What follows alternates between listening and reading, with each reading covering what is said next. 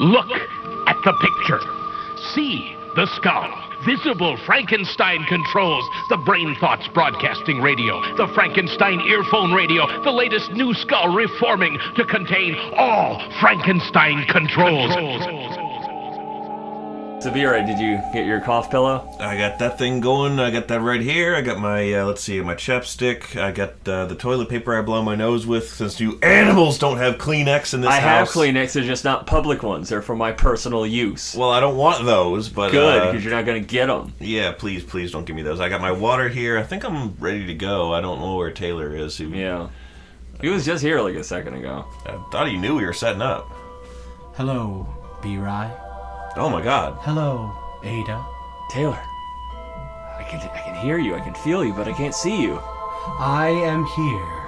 Taylor, you're a shining golden man. Are you invested with Stormlight? I will find a way to shoehorn that into every conversation. Shoehorn or not, I have arrived, and I am one. One with what? Well, you see, my dear friends, I have become enlightened. I have finally beaten Kingdom Hearts 3, and I am at peace. So you finally just died?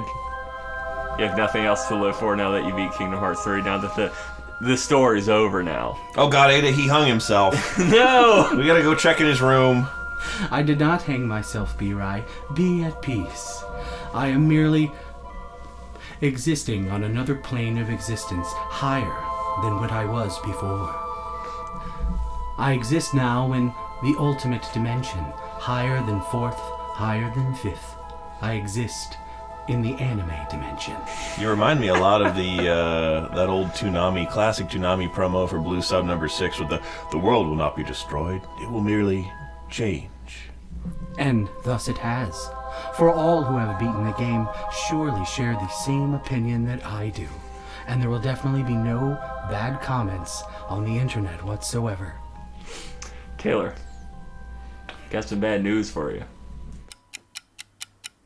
Ah, fuck! That game sucks! I'm very easily swayed. Why got a Frankenstein fucking control? I beat Kingdom Hearts 3 and all I got was this lousy t-shirt. Except for you didn't get a t-shirt. Fuck!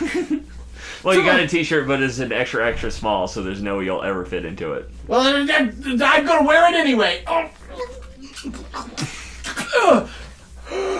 What got a Frankenstein control? To my left, fucking Ada or whatever. I'm Ada, and I also could not fit in that shirt. And in front of me, as always, is goddamn B-Rye. I'm B-Rye, and that was my shirt when I was 19. I could fit into that, and I think that it just never made its way out of storage, and you just misappropriated it. I'm not getting it back now. It ripped clean off me. It's obliterated. Oh. There's no trace of it left. It got vaporized. I was going to use that as a pumpkin blanket. Oh. Well, now that I'm shirtless, that'll allow me to cool off a little bit. There's like steam evaporating from him like the way horses do. Horses make steam? Yeah, like after there's a whole bunch of gifs of stuff of horses after a run, and they're just like steaming. Steaming horses. Steaming horses. www.steamingHorses. Yeah, I'm sure somebody has a Visual Basic ass horrible porn website of steaming horses. Visual Basic is a programming language. But anyway, I've cooled off. Those internet comments, they got to me. But you know what? I renounced it. Kingdom Hearts 3 didn't suck. I had a good time. I liked it. There were just things about it that I didn't like. But on the whole, I had a good experience. And I don't regret that. Oh! Hey, my aura's back. I mean, it's only on my pinky, but I mean, hey, alright. You know, well, I got my glowing pinky. I beat Kingdom Hearts 3, had a good time. We can finally lay the subject to rest forever because the story is over. And there's definitely not going to be another Kingdom Hearts ever again. All the plots have been tied up, and there will never be a Kingdom Hearts game again because there's no more story to tell. Exactly. Tied up in a neat little bow. Nothing left hanging. Yep. Nothing left or diggly dangling. I'm finally at peace with my thoughts, Sora. Just imagine they're at the pirate level and they're on the boat, and then they go through a horrible storm, and then once it all clears up, Goofy just puts himself on the side of the ship and dives it.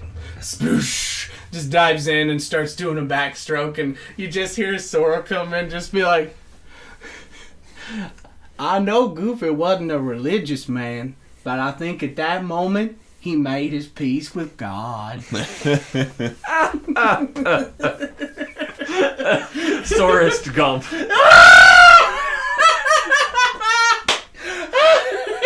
That's where the franchise is heading. They're going to lose the rights to Disney, so they need new worlds for Sora to go through. He's just going to go through different time periods. Oh my god. And I really want to see... And claim famous historical events for happening. I want to see Sora and Goofy and Donald run around with fucking Forrest Gump as a fighter. And they run around in, like, Vietnam, and then... Well, go, Sora, I'm right at home. Well, I've been here before. Usually it's in the form of flashbacks. This one's pretty intense. Hey, what are you guys doing here? You ain't got no legs, Lieutenant Goofy. Wait, he said it to himself. Kyle! Donald cast heel for crying out loud. Oh God, he's bleeding out. And then we have that a good like a set piece after a boss fight, and the gang is exhausted, and then all hell starts breaking loose. Charlie's blowing shit up, and we have the set piece of Forrest piggybacking all of our main characters. Forrest going, I gotta say, Baba. He's named after founding member of the KKK, Nathan Bedford Soros. Oh no! Yeah, there will be that famous scene where Sora starts running from a bunch of dudes in a pickup truck. A bunch of heartless driving a pickup. It's like, this is the freaking Organization 13 members. That same song, like Creedence Clearwater song, is playing.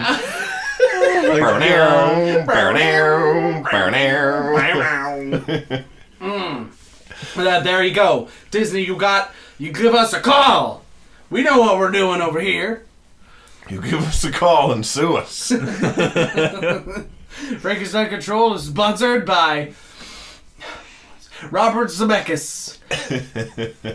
A fine purveyor of main characters that take the credit for the accomplishments of black people. What? Robert Zemeckis, he's had a lot of scenes in his movies, and if it was just Forrest Gump, it wouldn't be such a big deal. But in Forrest Gump, there were a number of things that Gump did that, like, basically inspired, other people to do stuff, and it's kind of like him taking credit for it, including... Well, the example in Back to the Future, another Robert Zemeckis film, is more famous. The one where he's playing Rockin' Robin. Oh yeah, sorry, Johnny B. Good. He's playing Johnny B. Good, and he's like, Chuck Berry, here's your sound, man. Exactly. This is your cousin, Ray Berry. You know that new sound you were looking for? Well, listen to this. And then he holds up the phone, and then probably it's the 1950s. Chuck Berry was like, "The fuck." It just sounds like... Yeah. And he's like, I guess I better start a death metal band, Ray. Also, I gotta create death metal. And see Robert Zemeckis having white kids take credit for black people's accomplishments through history! You are telling me that the same guy is responsible for Forrest Gump did Back to the Future? Yes! I learned something today. Hey! Something I should have already probably known, but... And despite all the shit that I just talked, I actually really like both those movies a whole lot. I love Back to the Future whole lots, despite its many glaring problems. Kind of like Kingdom Hearts. Yeah. I didn't see the original Back to the Future movies until you marathoned them for me with beer that one time. Yeah. That was a good ass time. That was really fun. I enjoyed that. And you enjoyed the Back to the Future trilogy in its best to view form. Because there are two ways you watch Back to the Future as far as I'm concerned. You either watch the first movie as a standalone film, or you gotta watch all three. If you just watch 1 and 2, what the fuck are you doing? If you just watch 2 and 3, you're gonna be like, huh? Yeah. If you watch only 3, you're gonna be like, this movie sucks. But if you watch them all 3, it is a huge, awesome, linked together adventure, and like you really start feeling the. I love how Back to the Future 3 starts.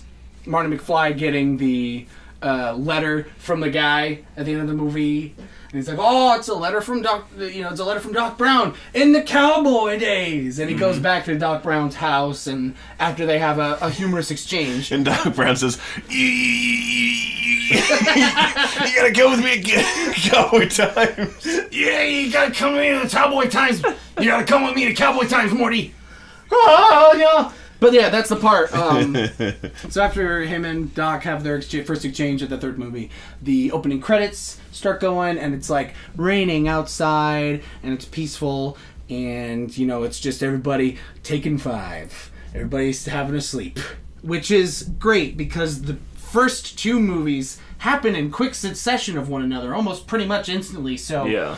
Nobody gets a chance to rest at all, or at least we aren't shown that. I mean, at the end of Back to the Future 1, he comes back and falls asleep in his bed. He falls asleep in his bed, wakes up, and his whole life has changed, and Biff is turned into a nubile manservant, and it's all good times.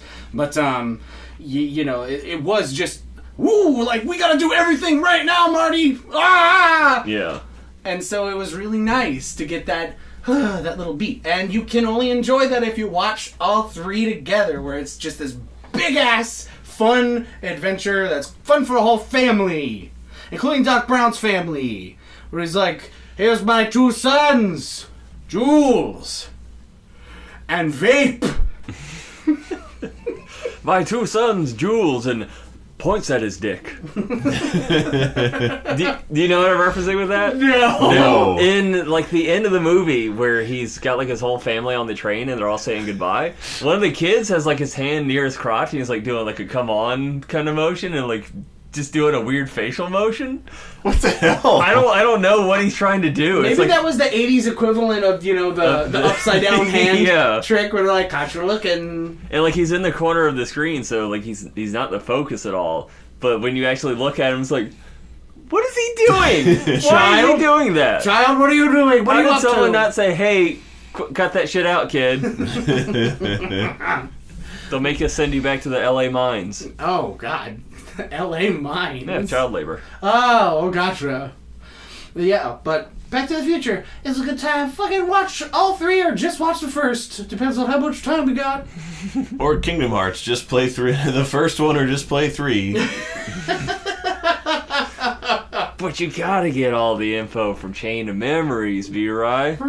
That's how you know who Nominee is. What's the one with the horrible card fighting? That's Chain of Memories. Chain of Memories. Oh yeah, it's like an all Gwent version of Witcher. Fuck Gwent. That's an unpopular opinion, but I'm like, the fuck, I want to play a card game in a game where I can fight monsters and kill bandits. Who the fuck has time for cards? This is boring. Yu-Gi-Oh! Just walks out of the room disheveled and sad. Well, I was thinking about it a little bit. About how, like, what a monumental fucking undertaking it is to tell somebody, "Oh yeah," they're like, "So Kingdom Hearts 3, that's out. What's the big hubbub? Maybe I should get it." And you go, "Oh, but you gotta play all the games first." And they're like, "Well, it can't be that important." They're like, "Oh, but it is. It's like seriously important. You're not gonna get anything that's going on." You're not gonna get what's going on even if you do play all the games. That's also true. However, I was thinking about how, wow, it is kind of like fucked up to ask somebody to delve into hours and hours of content just to understand the latest shit.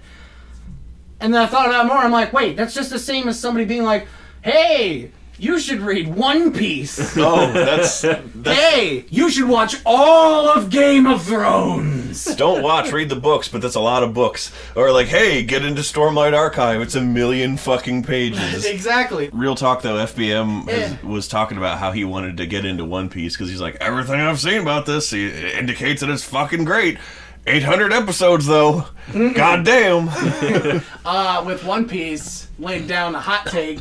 Watch One Piece up until the end of the spooky Tim Burton arc, and then just stop. Gecko Moria. And then Gecko Moria. Read up until that arc. When it's done, fucking ditch fucking dump that shit in a fucking molehill. Yeah. Because the anime goes way downhill in terms of quality after that. Just read the manga after that. Maybe watch the anime, like YouTube the fight scenes. Yeah. Because some of the fight scenes, it's like reading JoJo. You're like, what is happening? Everything's so fucking weird now. I can't tell what's going on. Have we ever talked on the show about the extremely violent Lupin III fight scene I saw? Oh, yeah. Is it the one with the lumberjack? Yeah. Yeah. Okay, That was too much for me. For me. The guy who has steeped his brain in nothing but alcohol and violent ideation since the age of 11. I believe you did comment on that. I think I did. It's coming back to me now. I don't know if it's actually a Lupin the Third movie. It is a character from the Lupin the Third universe, but I think the movie just follows his exploits. But they're there. Lupin's beard friend is there, and Jigen. yes. Although we're gonna keep his name Beard Friend because that's great. It's Beard Friend. Lupin's beard friend and some other man from there. Inspector Zenigata. I think he's there. Somebody. I like to imagine the perpetually flummoxed but comedically so. Ho ho! It's that Inspector Zenigata here to get mad at Lupin again. Hurrah! He shows up at the fucking crime scene of what's his name? Fucking Swordman. Samuraiman. Samuraiman. Goemon? Yes, Goemon, thank you, yes, thank that's you, his yes. He just goes to the scene of Goemon's fight. He's just like throws up immediately. Yeah. Like it's really fucking real. Yeah. People are like putting up just caution tape. It's the scene from Breaking Bad with the guy's head on the turtle that blows up. Oh, yeah. Oh, God. Zenigata is the one that gets the PTSD and has to run away throwing up. Oh, God. But I feel sorry for that turtle. That's the fucked up of the cartel to do that. there's lots of drug trading cartel men interested with turtles in media, it seems, given the most recent season of JoJo. Oh. There's a major arc unfolding right now that revolves around... JoJo's is still going on? Fuck yeah, it is. We're in part 5, baby. It's the best arc so far. It's real good. I don't know. I really enjoyed part 3, though. That was a good one. Yeah. Part 4 was good, too. They're all good. Even Phantom Blood, which is just kind of boring, but it's so... The weirdness of the show does have this delightful little ramp-up, so... You get that initial burst of, oh, this show's different, when the minute young Dio flies out of the carriage spectacularly and lands in a pose, and you're just like, oh, word? And it just keeps ramping up from there, and shit's weird, and then when you look back, you go, man, part 1 was kind of boring. Everything was kind of limited and in comparison, predictable. it's boring. It's just when you watch it for the first time, it is fun. Yes. I like it. When you watch it for the first time, because it still has its fucking zaniness. Like the frog. Yeah. No, not my frog friend. and the fucking... My arm is completely healed. I can even pick up this large rock. Where'd the rock come from? It's so goofy, and Speedwagon is a national treasure in both the United States and England. Cool! And it's a good time, but man, once part 3 comes around, Araki really hits his stride. It's a good time. He hits his weird stride in the best way possible and never goes back. But speaking of turtles, in part 6, they are having part 6 or part 5? Part 5, sorry. In part 5, they have to travel secretly. So their boss gives them a turtle that when you put a key in its back, you go into the turtle, and it's got a fully furnished room inside of it. With a mini fridge. Yes, and chairs. And a record player. I was going to say, it's JoJo's. I was just expecting somebody to graphically murder one of the Ninja Turtles in an unnecessarily brutal body horror manner. There's a lot of body horror in this previous episode with all the... oh my god. This guy can, just freeze everything. Mm-hmm. So there's a lot of putting your hand... the characters putting their hands on a car and then lifting it up and they don't have any skin on it because it all got Jesus. frozen. God. There's JoJo's Bizarre Skin Venture. a couple hands break off. The one character doesn't have a pinky for, the whole episode. JoJo's Unacceptable Errand. No, sir, I don't like it. JoJo's unsuccessful GoFundMe.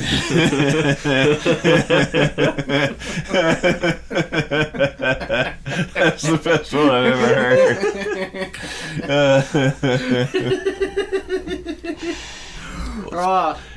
My gums hurt from smiling. That ever happened to you guys? No. I think it. Wait. I think you have gingivitis. Do either of you guys have like it's the back where my wisdom teeth used to be? Oh, like your... Any of you guys have your wisdom teeth out? Yeah. All of mine are Huh. out.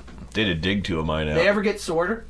Not Sometimes, like, well, it's, Okay. they get sore because I at bite least I'm not stuff. crazy. I bite stuff with the gums by accident. Like, Yeah. I'm chewing and you just chew with that part by, accident, and you're like, ow! That was a Lay's potato chip. It stabbed me right in the goddamn mouth. That happens to me a lot. And yet I just keep buying tater chips because I'm a fat douche. They're delicious. And you can't eat just one ever. Before we lose the subject of manga, we were watching the NHK channel, which is the Japanese language. Well, it's not Japanese language; it's just Japanese culture and TV. And it's a channel that we get with our cable package, and it is my favorite channel and listens to.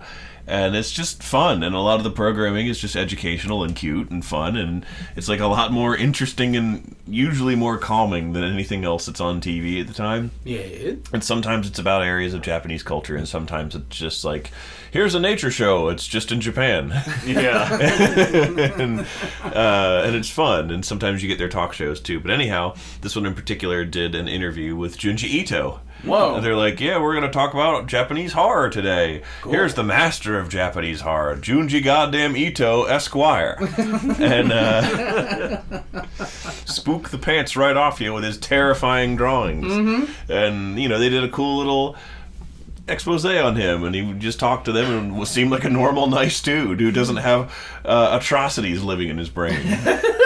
That's because he writes them out of his brain. Yes. And he's left to be perfectly fine. Yeah. Wouldn't that be great if that worked? Yeah. I put Junji Ito on the same level as Stephen King, to be honest, in terms of just his raw ability to just have something horrible. That's a new word there, horrible. It's Had just to invent it just for Junji. freaks me right the fuck out in a profound way that leaves me not only freaked out but also like kind of devastated. Yeah. And just really disturbed and morbid for like a few hours afterwards. And so yeah, I got to give him props in that regard. But it was a fun little video, and Yeah, it's bringing morbidity out of the mundane. It's a great situation for horror. yeah. But he showed his studio a little bit, and he had like an AT-AT behind him, and like a Cool. Cherno Alpha, and a bunch of Yes! cool, fun The toys. man has taste! He had a lot of cool shit. Get that Cherno Alpha in there, baby! Oh! I got me an action figure of it. He's looking at me right now on the shelf. he's- Hi, Cherno! How's it going? Oh, he waved back! Anyway. The NHK channel, there's something else that was funny a while back that I was going to talk about, and we ended up needing to edit out the bit for time and quality. But it was a different show that my wife and I were watching, and I think this one was on these dolls, like this Japanese decorative dolls that people have, and then there's some significance was attached to these dolls that I wasn't listening because I'm a Baka Gaijin with no respect for other people's profound cultural values. But this lady who narrates some of the shows. They have like a frequent cast of voiceover people who narrate a lot of the shows. Yeah. And I want to make it Like abundant. Iron Chef. Yeah. And I want to make it abundantly clear before I move on that this was not someone who English is not their native language or something, and I'm making fun of how they pronounce something. No, this is one of their native English speakers that they get to narrate and dub their bits. And she was trying to say, like, these decorative dolls are placed in the home or whatever, and she said, these decorative dolls. And I lost my mind because it was immediately apparent to me what had happened. She'd suffered a mild dyslexic episode of the type we all get, and so I'm certainly familiar with. And she just said "dercative," and they kept it in the episode. Dercative. These decorative dolls. I'm like, really? You could have done a take two on that. As dedicated to perfection as the Japanese often are. They left, well, it was probably, let's be honest, it was the English dubbing cast who left Yeah. dercative in there. The innocent Japanese people had nothing to do with that.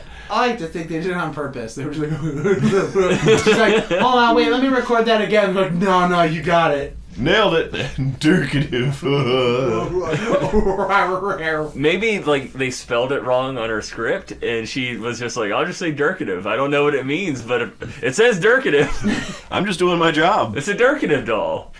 Listen, I have absolutely co-opted Durkative. No, to refer to anything is like, does this have function or not, or is it just for show? And we'll be like at World Market or something. Is this basket actually good for anything? I think it's just Durkative. It's just worked into the common vernacular, and it's just how you say it. Good old Durkative. My favorite thing about your face is that it's Durkative. I like that. You sound like fuck, is it Matt Berry? If I was Matt Berry, I'd sound more like this. Well, yeah, that's a good Matt Berry. Father!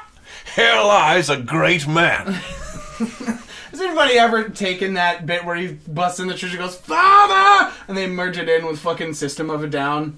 Oh, that would be really funny. That'd be a good Vine. Oh, that would be a great one. Too bad Vine is dead. Rest in peace, Vine. As is the guy who created Vine. Too bad. Really? Yeah. Wait, what? How'd he die? What are you talking about? I didn't get to read the end of the article because I got interrupted. Probably. Yeah, too bad the end of the article was, oh, by the way, he's alive. Yeah. No, but like the guy who was a tech billionaire, who I think he had a number of startups, and one of them was Vine, or he was like, maybe he didn't do it all himself. He had like co-startup people. Oh, but yeah. He developed and was a major pusher behind Vine, among other things, and he like died like after he was like our age.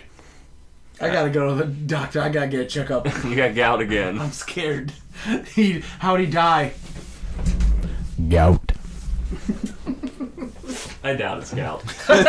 There's just a vine of you sitting in a room, the door is kicked open like by a guy in a white coat with one of those old-fashioned headbands with the reflected the doctor. Yeah. Just, you got gout! And you go, and then immediately it's like you in a coffin with the music playing, and then that's the vine. That's how I feel when I have any minor ailment. I feel like I'm gonna die.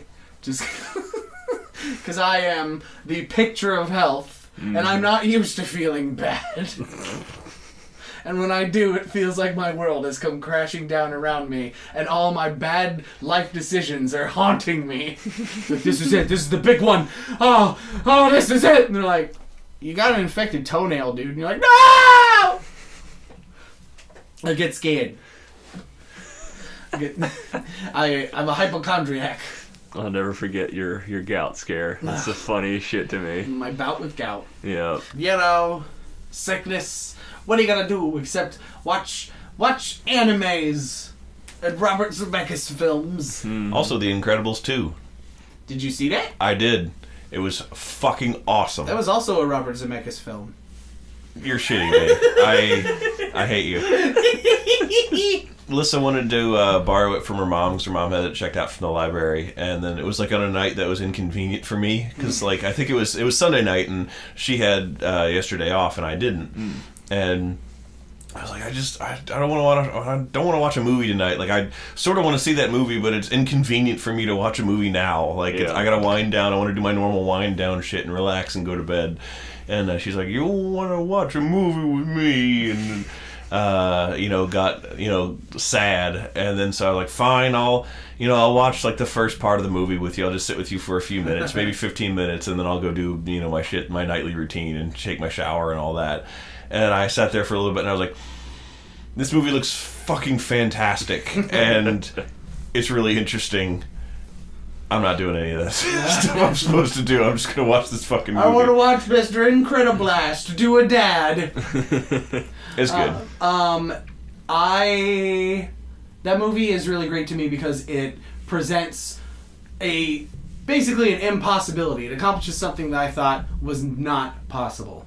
It actually makes a scene featuring a baby good to watch. Yes. The scene with the baby and the raccoon. Oh, that's hysterical. That is such a good. They fucking knocked it out of the park. That was so funny. I will say I like the Incredibles 1 much better, but I didn't hate Incredibles 2 like a bunch of angry internet people. It's fucking trash. Why did they hate it? I mean, they got some good points, but like they just overreact. Mostly that all the characters are basically set back to their problems from the first film. Oh. Like, basically all the character development that occurred within the first film was undone within the first 5 minutes. Bob is back to pining for the old days. Violet's back to being a shy gal who doesn't like that her superhero life is getting in the way of her social life. Dash is a spunky doofus again. I mean, it's kind of realistic because, I mean, I'm always hung up on the same shit. Also, a lot of people get hung up that the mom is a hypocrite. Because she was harping on Bob the whole first movie about trying to relive the glory days. And then now, she's reliving the glory days. Yeah. But it's officially sanctioned now, so it's okay. But it was presented in a realistic way. And it was presented in a cool way. That Elastabike was fucking radical. I gave birth to a motorcycle. I need you to take me to the hospital.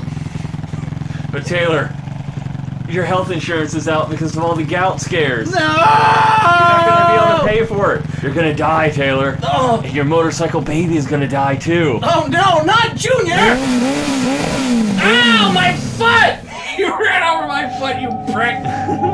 Now even you know I am a menace. I hand you the secrets to save the entire human race and the entire universe.